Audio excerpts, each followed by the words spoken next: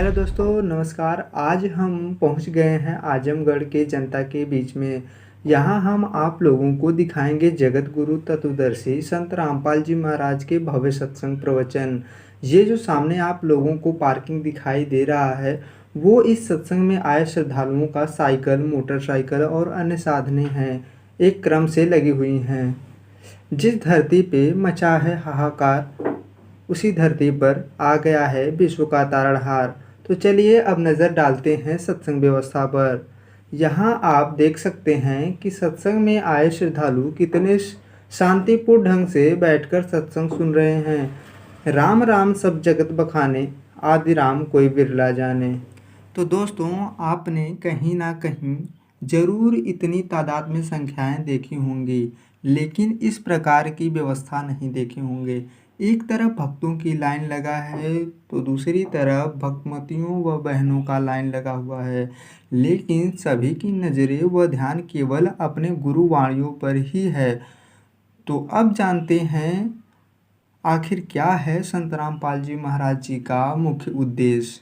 तो इनका उद्देश्य आपको हम बता दें कि पहला उद्देश्य इनका ये है कि पूरे विश्व को सतभक्ति देकर मोक्ष प्रदान करना और समाज से जातिवाद को खत्म करना, युवाओं में एक नई नैतिक व आध्यात्मिक जागृति दिलाना।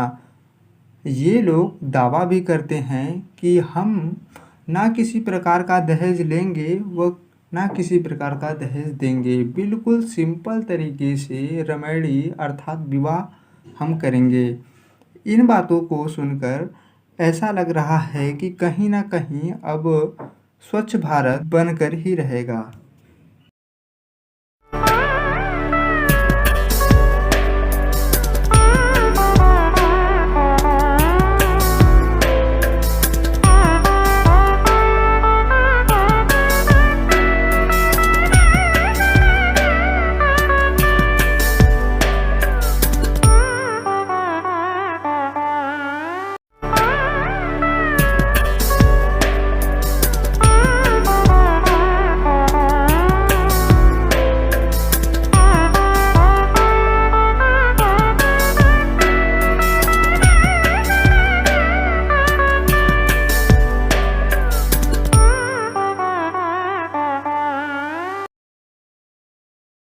तो पुण्यात्मा,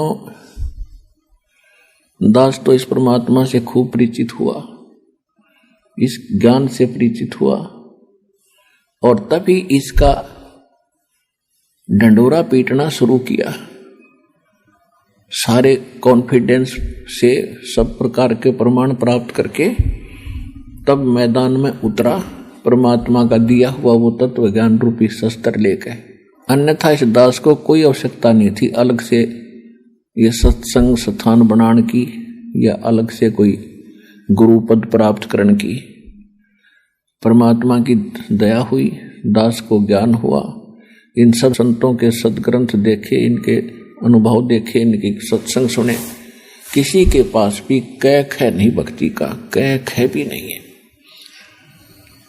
तो इस बात से दास को बड़ी ठेस लगी कि ये दास भी पहले परमात्मा की तरफ में भटकता था। कभी हनुमान की पूजा, कभी श्री कृष्ण की पूजा, कभी बाबा श्याम जी की पूजा, कभी सालासर में जाना। तो हमारे की तरह सभी आत्माएं भटक रही हैं जिनको कुछ मिला नहीं और सब जगह उनको सब जगह से थक कर वो बैठ के फिर वो क्या हो गए, या तो चोरी करने लगे धनी बनने के लिए और कर्म बिगाड़ने लगे, या फिर गम बुलाने के लिए गुट्टी लाने लगे, शराब पीने लगे। तो ये कोई तरीके नहीं है ना धनी होने के, ना ये गम भुलाने के।